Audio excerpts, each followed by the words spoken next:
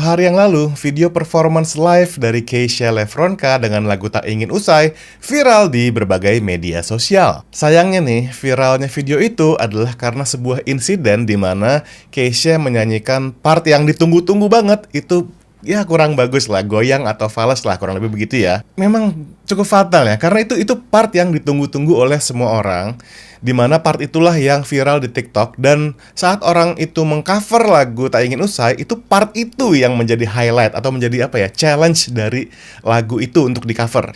Udah gitu, semua yang cover lagu Tak Ingin Usai itu bagus-bagus ya, mencapai nada tingginya dengan sangat bagus. Jadi orang tuh udah ekspektasinya Keisha sebagai penyanyi originalnya akan bisa melakukan itu dengan lebih baik lagi.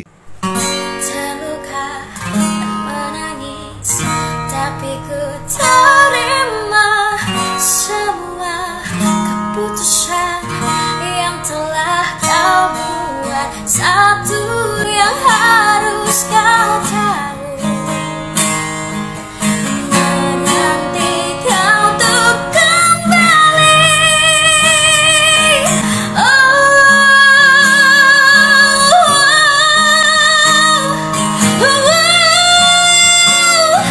Tinggalkan semua di sini.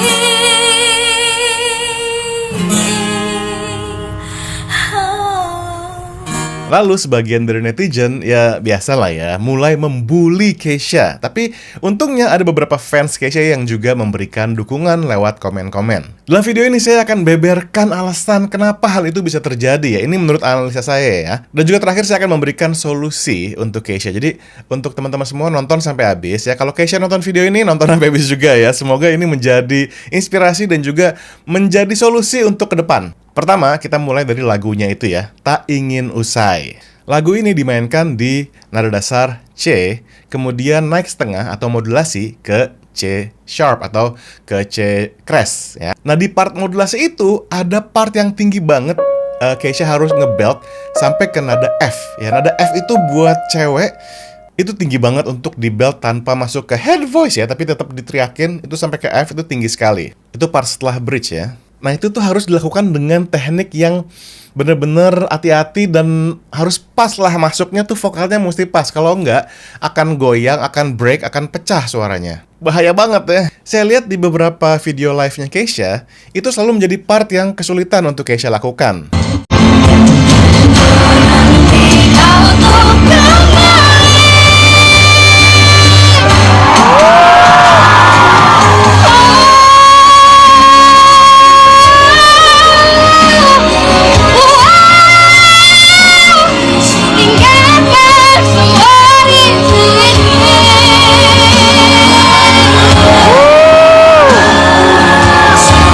Tapi saat kondisinya bukan live, saat di studio, saat lagi rekaman, itu Keisha bisa ya. Contohnya di klip ini. Yang harus kau tahu, ku menanti kau untuk kembali.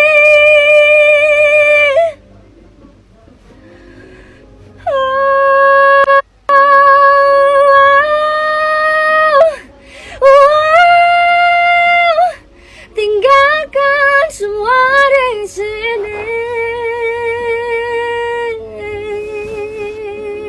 Ya kan, bagus kan? Jadi masalahnya tuh bukan Keisha yang nggak nyampe, bukan. Keisha nyampe dan bisa ngelakuin hal itu, bisa kok. Jadi salahnya di mana dong? Oke, nonton terus ya. Pertama, yuk kita mundur ke tahun 2019 saat Keisha ikut audisi Indonesian Idol. Setiap peserta Idol itu saat audisi pasti akan memilih lagu yang paling nyaman buat dia, lagu yang merepresentasikan kemampuan vokal dan juga style nyanyinya. Saat itu Keisha memilih lagu Celengan Rindu ya. Jadi kalau saya mikirnya inilah sosok vokalnya Keisha tuh yang diwakili dengan lagu Celengan Rindu. Jadi stylenya tuh bukan yang belting akrobatik, melainkan yang easy listening kayak gitu. Sehingga memang style vokalnya Keisha tuh ke arah sana dari awalnya. Lagu Tak Ingin Usai ini saya nggak tahu apakah lagu ini ditulis sendiri oleh Keisha atau enggak. Yang jelas ini adalah jatuhnya lebih ke kayak ada part yang power ballad gitu loh, dimana Keisha mesti melakukan part belting nada tinggi yang panjang, dan itu yang mungkin sebelum-sebelumnya itu jarang dilakukan oleh Keisha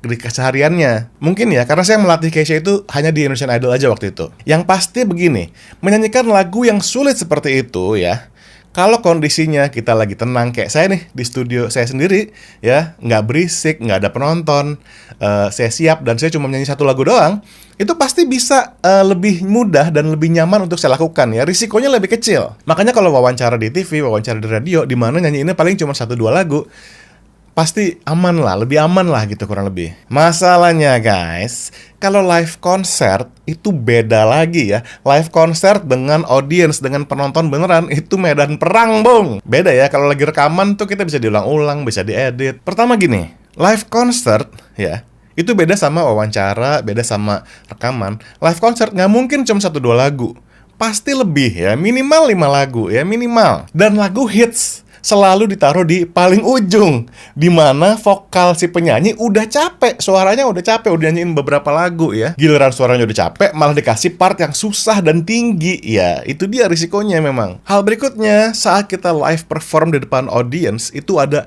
adrenalin yang memicu, sehingga kita kayak menggebu-gebu, nafas kita juga menggebu-gebu. Dan yang paling parah adalah kadang-kadang masalah monitoring ya. Kita sering kali penonton berisik, environmentnya, sound systemnya nggak terlalu kedengeran. Dan yang paling parah, suara kita sendiri itu bisa-bisa nggak kedengeran saat kita nyanyi live. Jadi kita nggak tahu nih pitch kita bener apa enggak, kita udah pas apa enggak, kita nggak bisa dengar suara kita sendiri. Itu namanya masalah monitoring. Saya punya video menjelaskan secara lengkap apa fungsi monitor di atas panggung. Nonton ya. Dan semua itu terakumulasi dan memunculkan satu masalah yang paling utama bagi semua penyanyi saat nyanyi live, yaitu apa? Overpower. Overpower adalah di mana kita terlalu banyak menggunakan power sehingga tekniknya itu terkompromis ya. Jadi teknik itu menjadi buyar karena kita terlalu banyak menaruh power di situ. Ya anggap kita mau nembak, nge-shoot biliar gitu ya. Kan kita mesti pas powernya ya nggak sih? Mesti pas. Kalau kita terlalu banyak powernya ya bolanya ngacar-ngacir kemana-mana. Sama kayak vokal juga, kita nggak boleh overpower saat kita akan melakukan teknik yang sulit. Harus pas dan balance. Nah ini masalah overpower ini bukan masalah Kesha doang ya. Banyak penyanyi yang pernah melakukan dan tertangkap kamera. Contohnya Unmesh ya. Itu pernah saya bikin video full menganalisa soal Unmesh Fales di TV ya. Itu juga karena overpower ya. Kalian bisa nonton videonya di channel ini juga. Dan juga terakhir ya, kita semua tahu ya, Kesha sempat nggak aktif nyanyi selama 2 tahun loh. 2 tahun ya. Lalu nyanyi lagi live di depan orang banyak, nyanyinya lagu itu di part yang tinggi banget ya.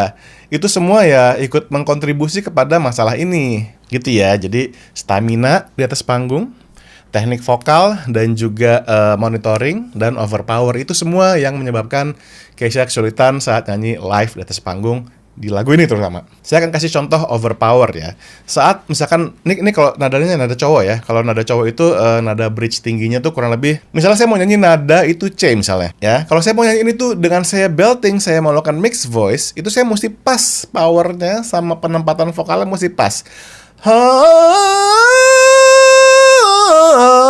Kayak gitu. Tapi kalau saya overpower, saya tekniknya buyar, nggak bisa ya. Itu contoh overpower yang mana tekniknya jadi buyar. Jadi solusinya bagaimana? Oke, saya punya beberapa saran untuk Kesha ya. Semoga ini bisa dipertimbangkan juga untuk Kesha dan juga music directornya. Yang pertama, sound check itu wajib ya. Pastikan monitor Kesha itu jelas. Either pakai ear monitor atau monitor di panggung. Yang pasti monitor mesti pastiin buat penyanyi seperti Kesha itu mesti jelas banget. Sebenarnya bukan cuma Kesha doang, semua penyanyi itu perlu monitor yang jelas. Itu satu ya, monitor. Kedua, nggak ada salahnya kalau saat kita nyanyi live yang riskan seperti itu, penonton banyak segala macam, turunin nada dasarnya. Ini kan main di C, naik ke C sharp ya. Turunin aja mulai dari B, lalu naik modulasi ke C, gitu. Turun setengah tuh nggak akan, menurut saya nggak akan merubah esensi lagunya kok. Dan ini bukan hal yang asing dilakukan oleh penyanyi-penyanyi profesional ya. Bon Jovi aja juga sering gitu, dia nyanyi misalkan biasanya di C, turunin ke B gitu. Banyak lah penyanyi yang profesional melakukan itu. Turunin dasarnya setengah aja. Itu akan sangat ngebantu Kesha kalau lagunya banyak ya. Lagunya banyak dan riskan misalkan di depan TV segala macam.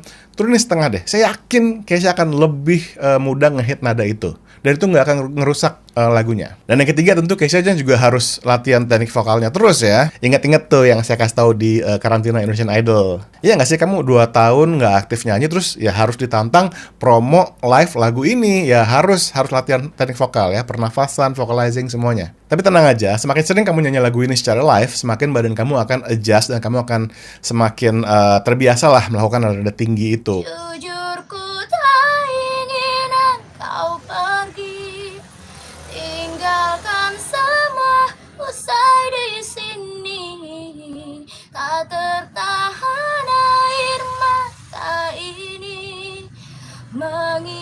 mengingat semua yang telah terjadi.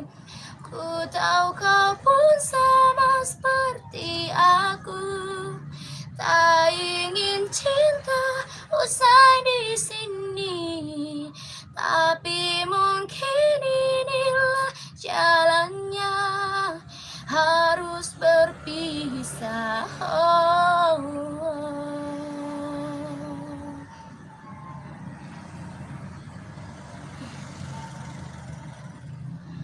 Terluka dan menangis, tapi ku terima semua keputusan yang telah kau buat. Satu yang harus kau tahu, ku menanti kau tuh kembali.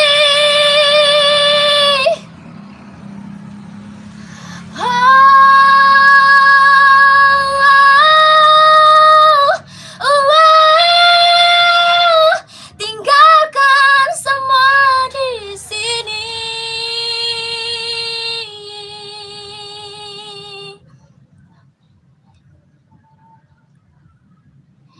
Ku tahu kau pun sama seperti aku, tak ingin cinta usai di sini. Tapi mungkin inilah jalannya, harus berpisah. Berharap suatu saat nanti kau dan aku akan bertemu lagi, seperti yang kau ucapkan sebelum